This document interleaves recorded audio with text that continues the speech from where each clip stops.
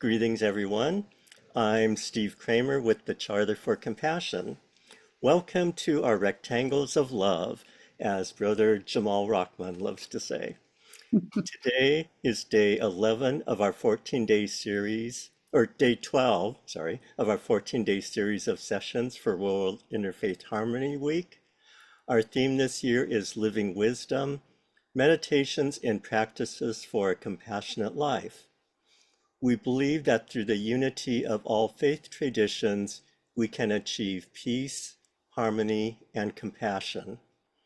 Our intention is to be of authentic service to all of life, love in full expression, LIFE. Just as we can all open up to the same sky through windows of different shapes and colors, so are there many pathways to dancing with the divine. We invite you to dance with us. Today, the Interfaith Amigos, Rabbi Laura, Pastor Don Mackenzie, and Imam Jamal Rahman will present interspiritual wisdom and practices for living a life of compassion and joy. Please join us as they glean insights and share practices from their respective traditions to help us cultivate fulfillment and joy in life. Before I turn it over to you, Pastor Mackenzie, I would like to share a land acknowledgement. We acknowledge and honor the interconnectedness of all beings, including the cosmos, Earth, indigenous peoples, our ancestors, and all of creation. We are grateful to all who came before us as caretakers of our planet. We recognize as children of the earth our responsibility to care for the lands, gifts, and relationships that sustain us. We commit to approaching every interaction with reverence, reciprocity, harmony, and compassion. In healing ourselves, we heal the world. And Pastor Mackenzie, I turn it over to you now. Well, thank you, Steve, very much. And thank you for that introduction, important acknowledgement.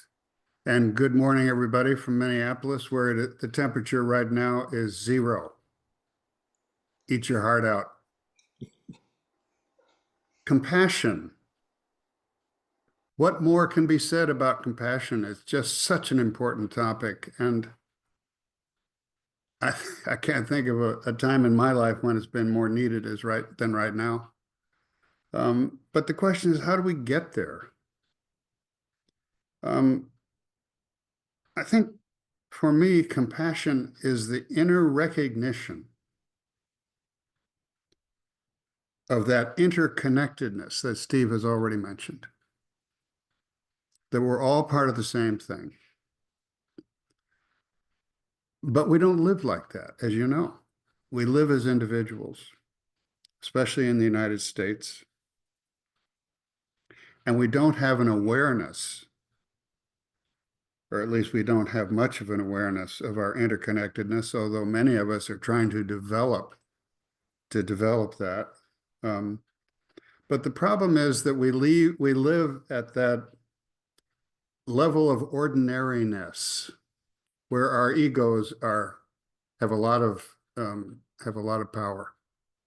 And of course, we have to have that, because how else could we manage our lives and so forth? But there's another part of our lives that we get to occasionally. And I'm calling that the vast uncharted territory we call the soul, which lies beneath, in the way I think about it, beneath our ordinariness. It's an extraordinary place, actually. It lies beneath, but we don't get in touch with it very often because our egos get in the way. So it's hard to access. The way of the ego in ordinary life is what people call human nature. And some people defend that as the only possible way of being, which Jamal and Laura and the rest of us, I think, would agree is not correct. because there's something else that's part of human nature, and that is that thing we're calling the soul, which consists of our stories, our beliefs, our dreams, our broken dreams, all the experiences we've had, the ways in which we've been shaped, even in some ways, our DNA, which is even more mysterious than the soul in some ways. I think that one of the things that helps us get beneath the ego, or a couple of things, one would be music, poetry, the preciousness of relationships, spiritual practices. Frankly, anything that makes us cry, which exorcises and puts the ego aside for a moment, and in some ways gets to the authentic selves that we carry with us. Here's an example. I've been thinking about this. I was on a trip. My wife Judy and I were in California visiting our kids. Coming back on the plane, sitting in the airport, there was a man about my age with a jacket that said Redskins, which is a reference to a football team in Washington, which is now not called the Redskins. But so I developed, as you might expect, a very complete negative feeling about this person. How could he wear something that would be so painful to so many people? And guess who I sat next to? Yes, that person. And I just wanted so badly to ask him what the hell he was doing with that jacket on. But I didn't. So the flight continued across the country from California to Minneapolis. And I had what could only be called a visitation. It was like the moment in Coleridge's poem, The Rime of the Ancient Mariner, when the mariner has been neglecting other life forms and so forth, and suddenly he's aware that all these things around him exist apart from his interest in them. And so I'm thinking about that, and I'm suddenly thinking that this man, whom I really almost have directed hatred toward, has a story. He has beliefs, he has experiences. There's so many things. I mean, I know so little about him. Maybe he's just clueless. I don't know. But I do know that I was being called upon, as you could probably already guessed, to have compassion for him. And so I thought to myself, how could I replicate that? Because there are so many moments in life when I don't want to have compassion. And what I decided, and this is just a suggestion, what I decided is that spiritual practices obviously are the avenue toward compassion. But for me specifically, I need to remember the words to songs that make me cry, that take me to that deeper place, and which open my heart to the lives of other people. And so let me give you a couple of examples, and then I think I'll be pretty much done. But the first song I thought of from Leonard Cohen, peace be upon him, what a great poet and singer. The song is called The Song of Bernadette. You may know it. And let me just read you the words, because then we'll have a brief commentary on it. The words go like this. There was a child named Bernadette. I heard the story long ago.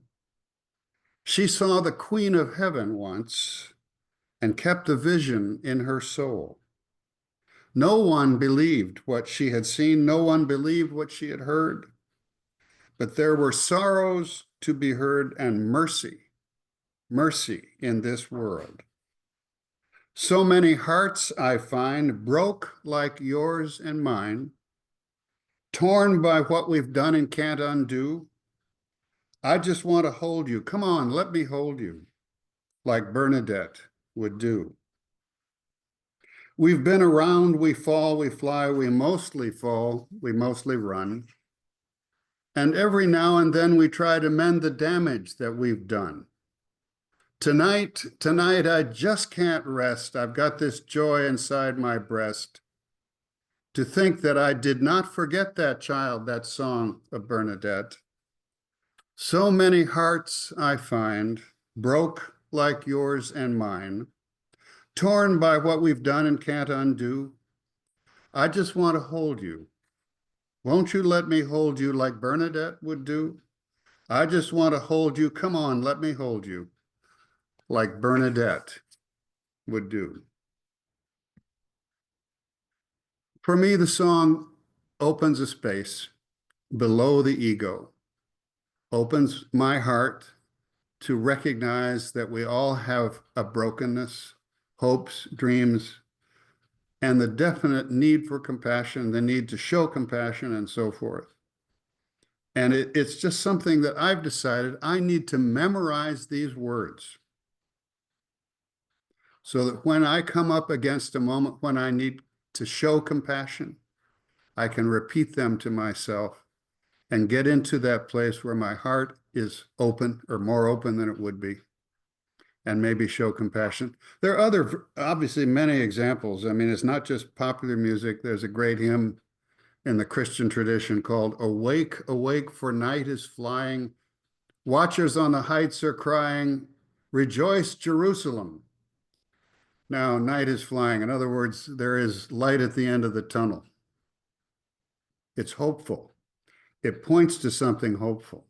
And I think it also helps us to recognize, once again, that we're all connected. Finally, the final song is one from Judy Collins called My Father.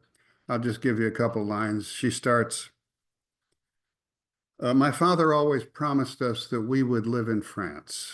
We'd go boating on the Seine and I would learn to dance. We lived in Ohio then. He worked in the mines. I'll just stop right there. Just think of the contrast between the dream of Paris and the reality of working in the mines. And just go to the end because she talks about the sun, the Paris sun setting in her father's eyes. They did it. The dream came true. Whether in reality, who knows, but the dream came true. So I think that anytime we can find a way to get below the ego, which is what spiritual practices are supposed to be about, we have the opportunity, once again, to connect ourselves to the reality of the need for compassion. It's hard work, but it's good work. It's essential work. So find a song, memorize the words, and hold on to it. Say them over to yourself many times so that you're ready when the time comes. Thanks be to God. Over to Rabbi Laura. Thanks, Dawn. That was beautiful. I am actually going to talk about the joy part of compassion and joy. So, Jamal, if you were going to talk about compassion, maybe you want to start now and then I'll wrap up. Sure, absolutely. Yeah. Okay. So I actually would love to talk about how to find fulfillment in life and live a life of compassion and joy. And I thought I would start with a chant, being a chant junkie. Bismillahir Rahmanir Rahim. La ilaha illallah. In the name of God, who is boundlessly compassionate, infinitely merciful. There is no God but God, meaning it's all one. And by the way,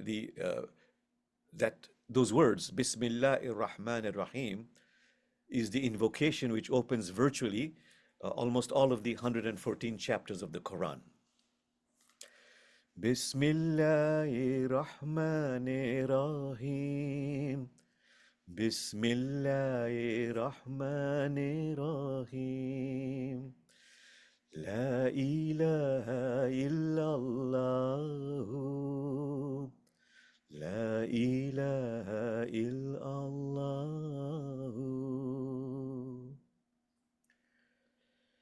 So last night I was thinking, what is a chapter from the Quran that really helps us attain fulfillment, to experience a life of compassion, a life of joy, a life of meaning?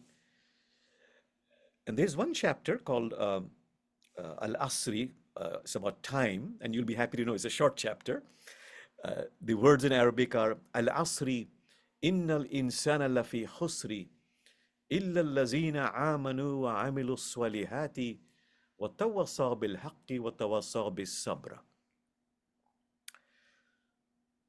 It says, by token of time, humankind is in loss, except those who have faith and do righteous deeds, and gather together in community to teach one another the wisdom of truth and patience. So the first one, to become aware of time.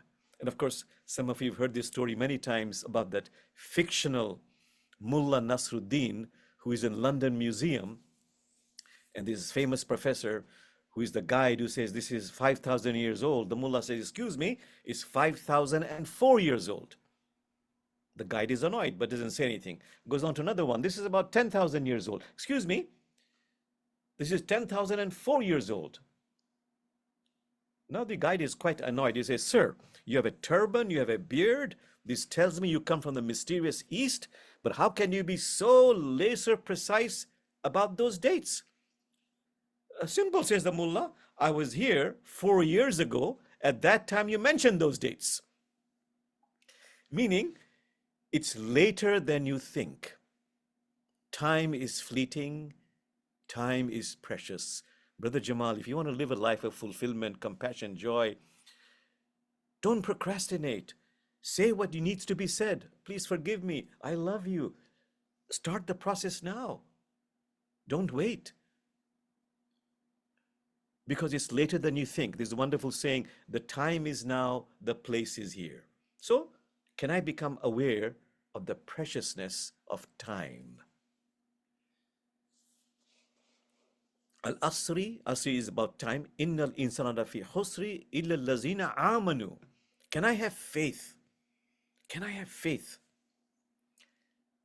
The Quran suggests, what is real faith? It's moving from borrowed certainty to an inner knowing. I repeat, the sages say real faith, authentic faith, is something you have to cultivate. The Quran says you've got to go through several stages, in fact, 3 stages at least, to attain to real faith. You move from borrowed certainty to an inner knowing. The first stage, the Quran says, is just hearsay. Second stage, the Quran says, is witnessing, observing. And the third stage, says the Quran, is experiencing. So hearsay, witnessing. I love the witnessing part because, like Brother Don, I love poetry. For example, that poem from Zen Buddhism, sitting quietly, doing nothing. Spring comes and the grass grows. I observe, I become aware. Or the one by Christian writer, oh, sister almond tree, oh, sister almond tree, tell me about God. And the almond tree blossomed. The third one is experiencing. So Rumi has this metaphor. He says, faith is like the flame of a candle, and a moth hears about it, but then explores and witnesses the flame. That's the second stage. The third stage is experience, goes close to the flame and feels what Hafiz, that poet Hafiz, calls the glow of presence. So just be with that. Do I have faith in something higher than human personality? Brother Don talked about ego. Faith in something higher than human personality. Al-asri inna insana lafi khusri illa allazina amanu wa amilu salihati. What will make me happy is if I engage in righteous deeds, being of service. Like Rumi says, be a lamp, a lifeboat, or a ladder to God's creation. And the Quran says, Brother Jamal, if you are giving, there are some gateways. What does it mean to be of service, to be giving, to be charitable? What's the first gateway? The Quran says the first one is give freely of what you love. Number two, give to those who ask, those who cannot ask. Number three, give quietly, if possible, quietly. Don't make a show of it. And the fourth one, which is in every tradition, is, Brother Jamal, when you're giving, give without attachment to the fruits of that service, the prestige it brings me, the praise it brings me, the prizes it brings me. And Prophet Muhammad, peace be upon him, said, you don't have to go very far to seek opportunities for being of service. Prophet Muhammad said, do good deeds according to your capacity. God never tires of giving rewards unless you, Jamal, you tire of doing good deeds. And the Prophet goes on to say, the good deeds most loved by God are the ones that are done regularly, no matter how small they are. The good deeds most loved by God are the ones that are done regularly, no matter how small they are. So ask yourself, what are some good deeds I could be doing regularly, no matter how small they are? This is an act of grand compassion and finding fulfillment in life, finding joy in life. That wonderful Indian poet Tagore, he has his poetry, which I repeat all the time. He wrote, I slept and dreamt life was joy. I awoke and found life was service. I served and lo, service was joy. I repeat that to myself again and again. I slept and dreamt life was joy. I awoke and found life was service. I served and lo, service was joy.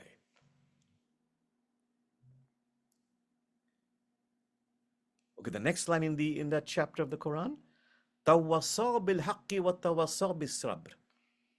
Gather together in community. Brother Jamal, you need community.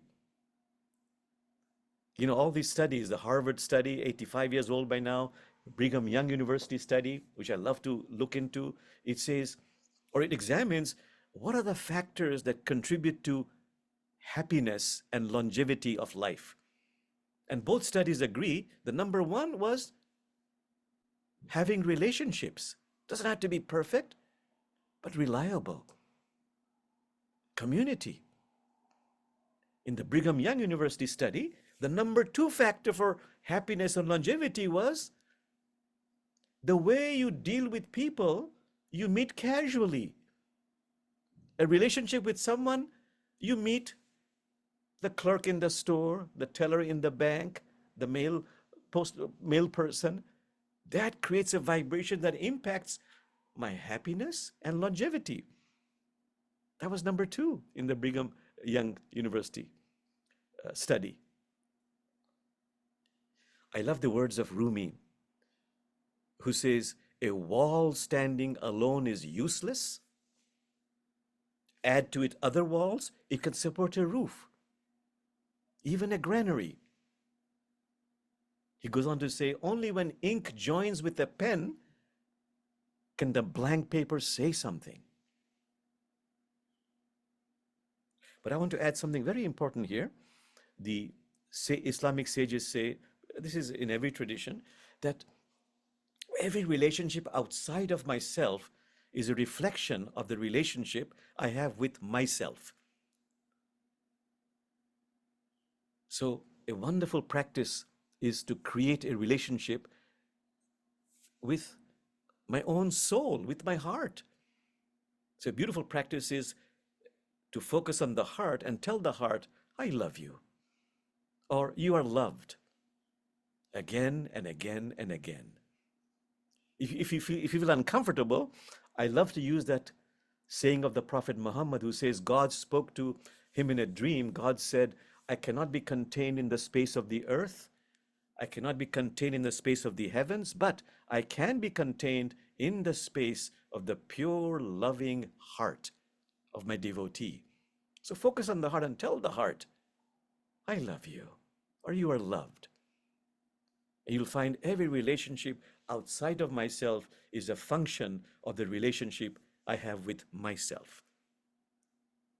Okay, the last sentence, tawasa bil haqqi wa tawasa bis sabr. Gather in community and create a spiritual community where you share the teachings of truth and patience.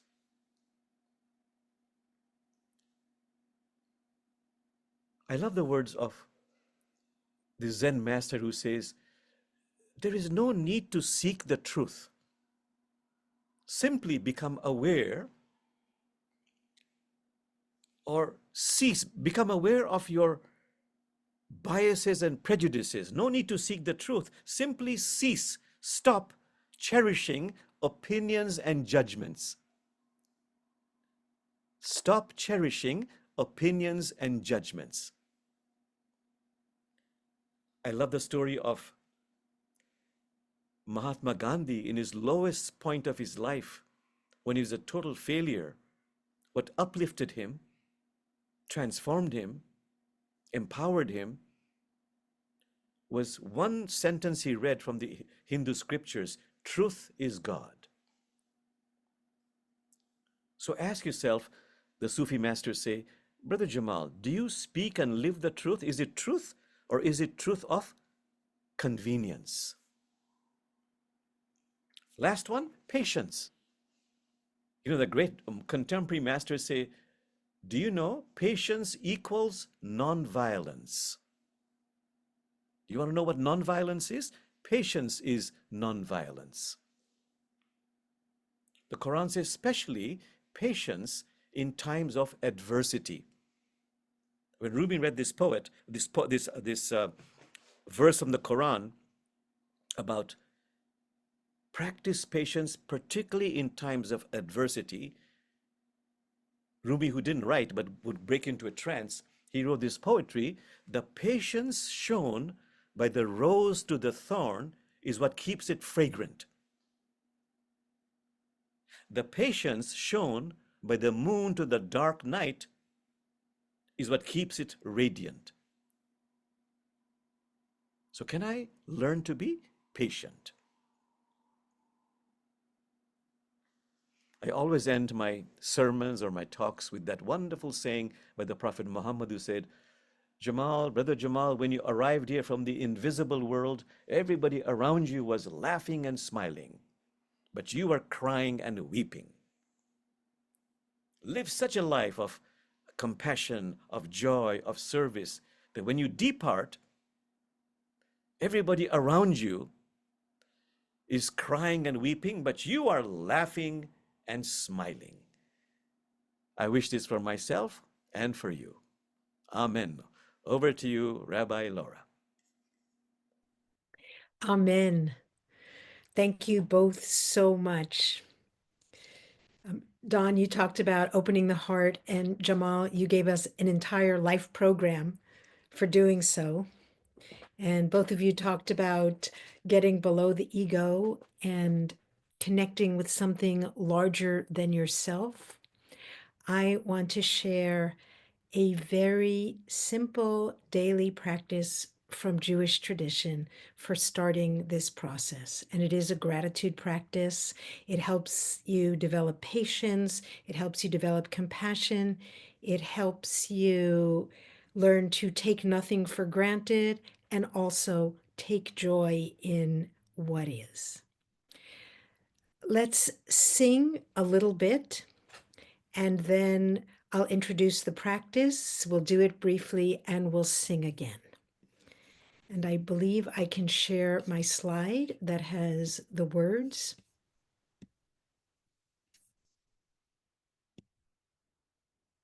From the traditional Jewish liturgy. And by the way, the image is the middle of a hibiscus flower, though I know it looks like something in outer space. The words are from the morning liturgy. When you first wake up, you are invited to begin the day with a word of gratitude to the Creator. Hebrew is a very gendered language, so if you identify as female, you begin this by saying moda, I am grateful. If you identify as male, you begin this with modeh, I am grateful. If you identify as non-binary or sometimes one, sometimes the other, you can alternate or choose your verb. Moda ani lefanecha ruach chai v'kayam. I am grateful in your presence, living and eternal one. Simple tune. Moda ani lefanecha ruach chai v'kayam. Moda ani lefanecha ruach chai v'kayam. Moda ani lefanecha. Moda ani lefanecha, moda ani lefanecha ruach chai v'kayam, moda ani lefanecha ruach chai v'kayam, moda ani lefanecha, moda ani lefanecha. I am grateful in your presence, living and eternal one.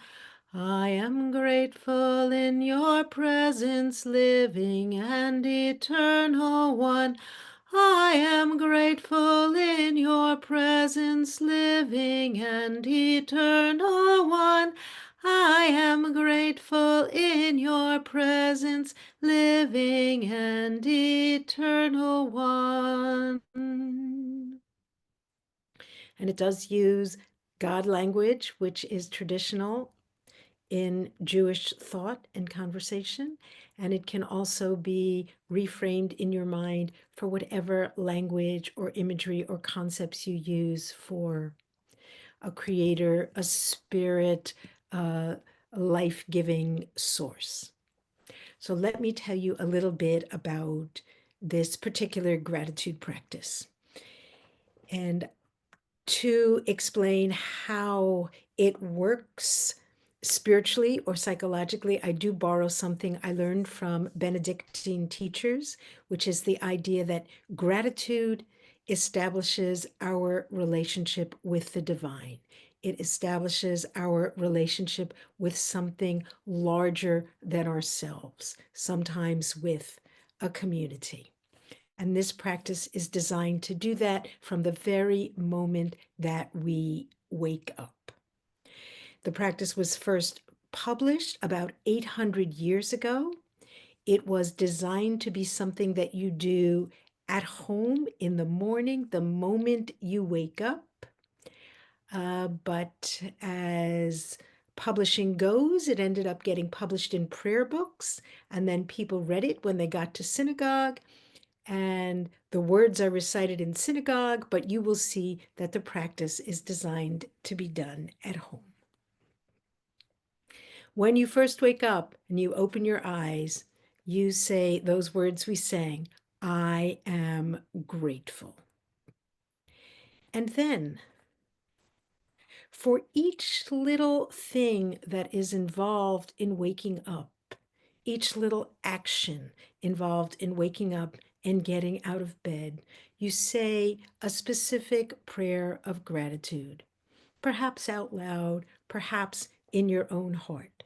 So, for example, back in the day, if you heard the rooster crow, nowadays, if you hear your alarm go off, or the sound of a neighbor using heavy equipment before quiet hours have ended, you say, Baruch atah Adonai Eloheinu melech haolam asher natan lasechvi vina lehavchin ben yom uvein laila, which literally translates to, thank you, Holy One, for giving the rooster the ability to distinguish between day and night. And honestly, if we've met roosters, we know they don't always distinguish between day and night, and sometimes they call when it's quite dark. But it's aspirational. You wake up to a loud noise and you say, I'm grateful for this morning noise.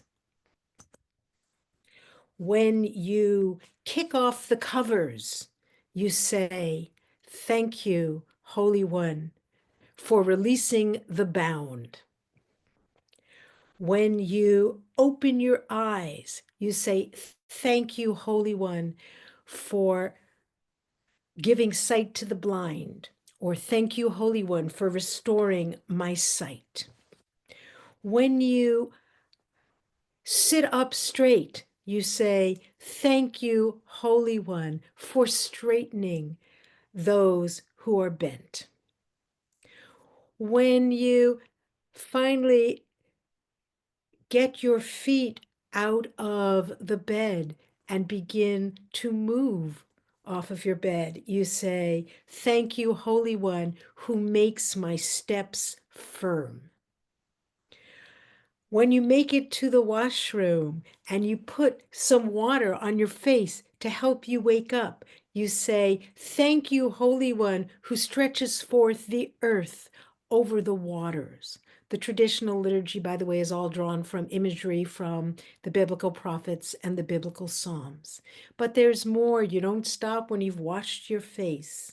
When you put some clothes on, or even a bathrobe, if that's your custom, over your pajamas, you say, thank you, Holy One, who clothes the naked. When you put on slippers or shoes, you say, thank you, Holy One, who fulfills all my needs. Because having shoes isn't always a foregone conclusion.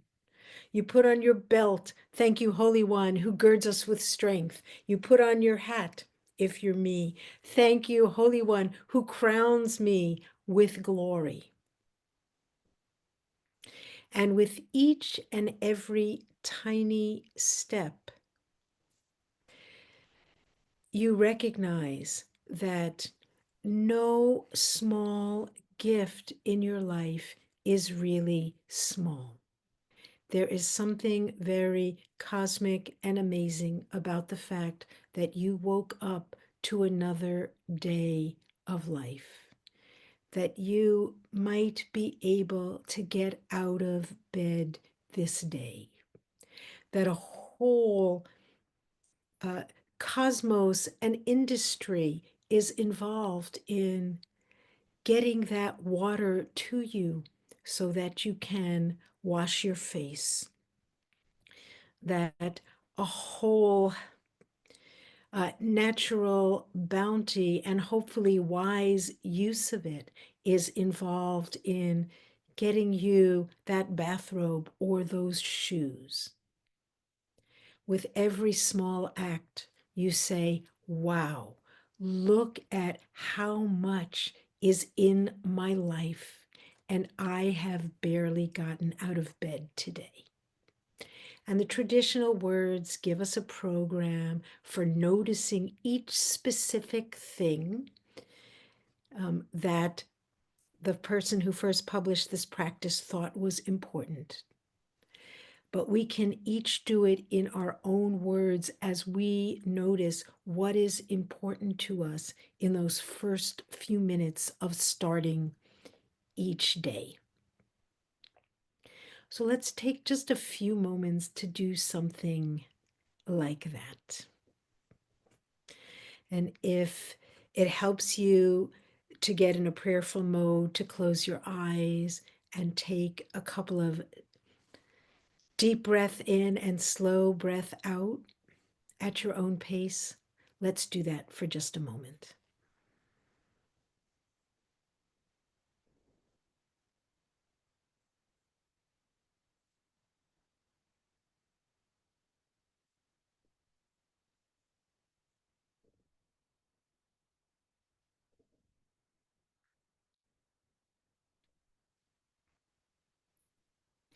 Name for yourself something that you are grateful for.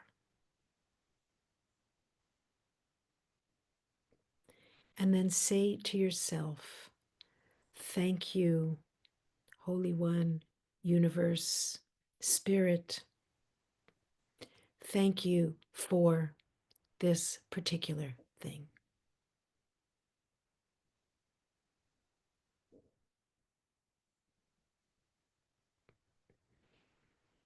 Name something else you're grateful for, large or small, and say thank you for this specific thing.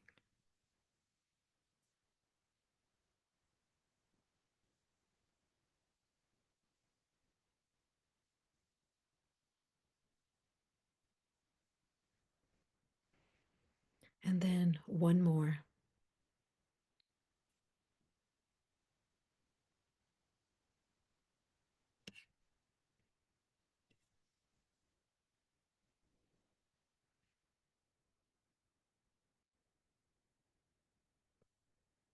And join me in singing. I am grateful in your presence, living and eternal one. I am grateful in your presence, living and eternal one. I am grateful in your presence, living and eternal one. I am grateful in your presence, living and eternal one. Moda'ani lefanecha ruach chai vekayam. Moda'ani lefanecha ruach chai vekayam. Moda'ani lefanecha. Moda'ani lefanecha.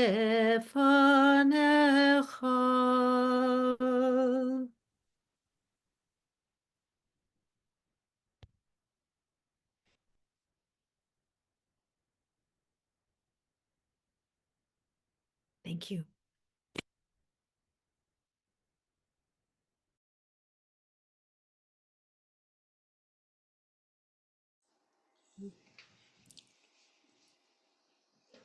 Thank you all so very much. I would like to make a few announcements while we're recording, and then we'll turn the recording off and allow time for people to share thoughts, awarenesses, or ask questions, if that's all right. We've decided not to record that part in the hopes that people will feel more free to share. So that'll be just after a couple quick announcements. We invite everyone to check out our Harmony Journal, which is an electronic wall for posting responses, pictures, poems, artwork, etc. We can also comment on other posts, thereby connecting and supporting others who leave their reflections. And this is one way of connecting with this community here. And Margaret placed a link for the Harmony Journal in the chat. Our session tomorrow is at the same time, 9 a.m. Our presenter is Greg Patanod. He will be sharing about compassion in the age of conflict. And Greg will share wisdom and a meditative practice from the Buddhist tradition. Compassion for ourselves as well as others is the key for negotiating through these challenging times. Greg is a Buddhist teacher, writer, and director of Yangye Drola Ling, a Tibetan Buddhist nonprofit organization. Greg enjoys translating the wisdom of ancient practice traditions into simple practical tools and skills people can use in their daily life. And I have heard Greg speak several times at the Interfaith Community Sanctuary here in Seattle. And whether you're brand new to Buddhism or a seasoned practitioner, I think you will definitely enjoy what he has to share, and we'll all learn something from it. So we hope to see you here. And I will stop recording at this time.